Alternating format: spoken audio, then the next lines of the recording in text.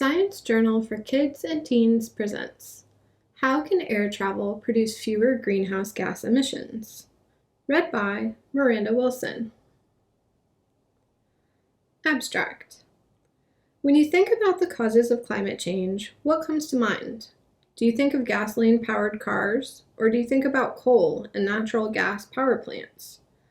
It turns out that a big source of greenhouse gas emissions is flying. To prevent the Earth from becoming too warm, many countries have set net zero emission goals. So, the aviation industry needs to make changes. We analyzed the amount of greenhouse gas emissions produced in 9 different scenarios in the years up to 2050. Each scenario included a change in the demand for flying, a change in the efficiency of the airplanes, and a change in the type of fuel used. We found making changes to these factors can reduce greenhouse gas emissions. However, the aviation industry will also need to invest in carbon dioxide removal from the atmosphere. With these changes, it is possible for the aviation industry to reach net zero emissions by 2050. Introduction. The Earth's temperature is increasing. Many countries do not want the Earth to become too warm. That is why they have set a goal to limit how much the temperature increases. To reach their goal, the world must reach net zero greenhouse gas emissions. That means the amount of greenhouse gases released into the atmosphere is the same as the amount removed from the atmosphere. The aviation industry produces a significant amount of carbon dioxide. This is a greenhouse gas. Airplanes use fossil fuels as an energy source. Burning fossil fuels releases greenhouse gases. Here in Figure 1, you can see that burning fossil fuels releases gases that trap heat in the atmosphere.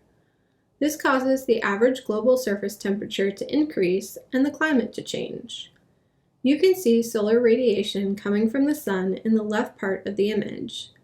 That radiation either escapes the atmosphere, in the black arrow, or gets trapped in the atmosphere, in the red arrow. Lots of things produce greenhouse gases, like cars, factories, and energy production for homes, which can then absorb the trapped radiation and make the climate warmer. Scientists predict that the total greenhouse gas emissions released by airplanes will increase. That's because more people are traveling by air. How can the aviation industry reach net zero greenhouse gas emissions? There are many options.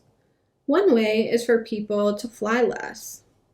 Another one is to make more efficient airplanes. Another option is to offset the carbon dioxide produced by air travel. That means that the industry pays someone else to remove carbon dioxide from the atmosphere. But this can be tricky if it is not done correctly. The last option is to switch the fuel used by airplanes.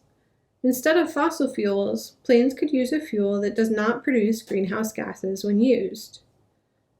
We wanted to find the best way for the aviation industry to reach net zero greenhouse emissions. We defined 9 different scenarios. Then we analyzed each one to figure out how they would affect greenhouse gas emissions. Methods. We developed 9 different scenarios in the years up to 2050. We used 3 different factors to define these scenarios. Demand. How many miles of air travel occur during the given time? Energy intensity. The amount of fuel that planes use to travel a certain distance. The lower the energy intensity, the more efficient the airplanes are. And carbon intensity. How much of the fuel used by the airplanes is from fossil fuels? We define 3 combinations of demand and energy intensity, A, B, and C. In A, demand and energy intensity were both high. In B, demand and energy intensity were both medium. In C, demand and energy intensity were both low. We also defined 3 levels of carbon intensity, 1, 2, and 3. Level 1 had all airplanes using fossil fuels as their energy source. Level 2 had some airplanes using fossil fuels, while others used an alternative fuel.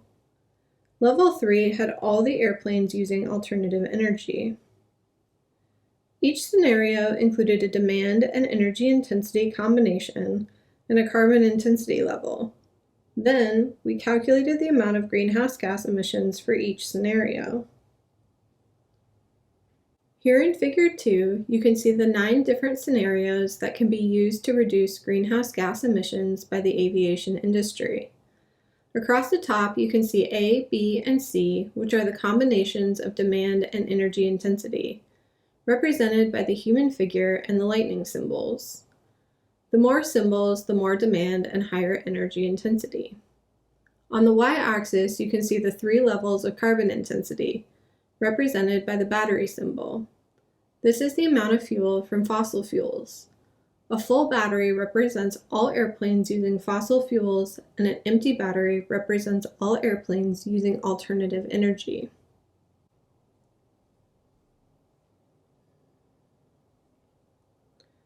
Results. The scenario that produced the greatest amount of greenhouse gas emissions was A1. It produced 3.4 gigatons of emissions per year. This scenario had the greatest demand for air travel. It had the least efficient airplanes and the highest use of fossil fuels. The scenario with the lowest amount of greenhouse gas emissions was C3. This scenario had the lowest demand for air travel. It had the most efficient airplanes and the highest use of alternative fuels. It produced 0.2 gigatons of emissions per year.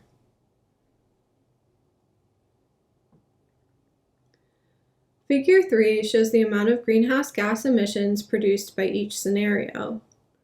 On the x-axis, you can see the 3 levels of carbon intensity, and on the y-axis, you can see the amount of greenhouse gas emissions in gigatons per year.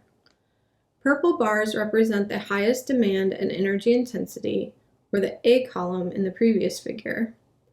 Red bars represent a medium demand and energy intensity, or the B column in the previous figure. And yellow bars represent low demand and energy intensity, or the C column in the previous figure. Above each bar, you can see the specific amount of greenhouse gas emissions produced. Looking at the figure, what is the relationship between demand and energy intensity and the amount of greenhouse gas emissions? Also, what is the relationship between carbon intensity level and the amount of greenhouse gas emissions?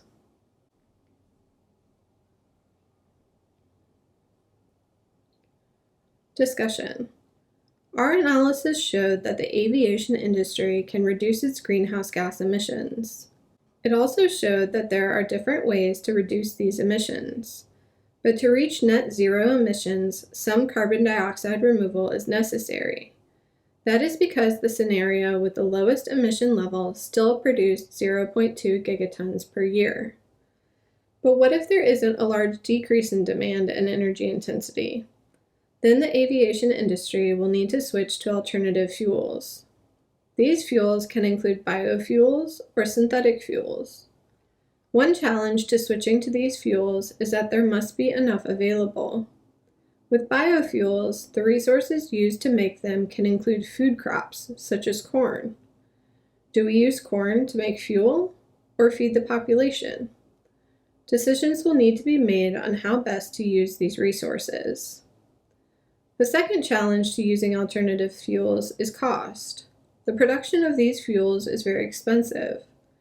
For example, the cost of synthetic fuel is about 3 times more than the cost of regular jet fuel. Companies will need to compare this cost with the cost of carbon dioxide removal. They may decide that it is better to pay for removal than to switch fuel types. It is possible for the aviation industry to reach net zero emissions by 2050, but there are many questions to answer. Should they update airplanes to be more efficient? Should they switch to alternative fuels? How much carbon dioxide should they pay to remove? The aviation industry therefore needs to decide how they want to invest their efforts and money. Conclusion. Everyone can help the world meet its net zero emissions goal. How can you help? Reduce the amount of flying you do as much as possible. Choose local vacations over destinations that are far away. Use public transportation whenever possible, or carpool to help reduce the number of cars on the road. When traveling closer to home, walk or ride a bike. These options reduce the amount of fossil fuels used to travel from one place to another, and you are helping to reduce the amount of greenhouse gases in the atmosphere. Thank you for listening to this recording. This work has been adapted from the original peer-reviewed paper in the journal Nature Sustainability, published on January 30th, 2023. Research conducted by Candelaria Bruguero, Stephen Davis, Greer Gosnell, and others from the Department of Earth System Science at the University of California, Irvine, and the Division of Economics and Business at the Colorado School of Mines. See the full list of authors and their affiliations in the accompanying PDF. Please visit our website, sciencejournalforkids.org, for more free science teaching resources.